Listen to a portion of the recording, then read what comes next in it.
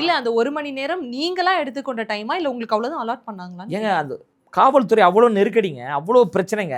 போராட்ட களத்திற்குள் மக்கள் வரவிடாமல் தடுத்தார்கள் காவல்துறையால்.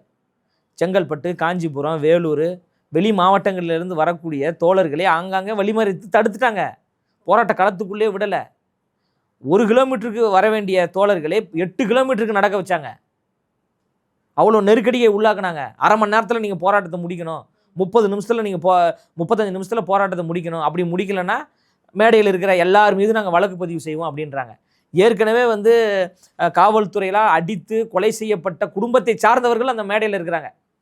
நாளைக்கு அவர்கள் மீதும் வழக்கு பதிவு செய்யப்படும்.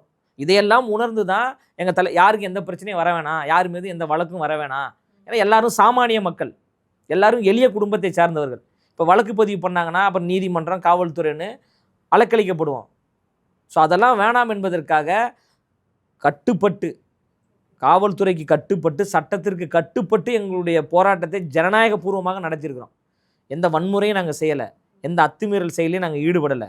எங்களுடைய கண்டனத்தை நேர்மையான முறையில் நாங்கள் பதிவு செய்திருக்கோம்.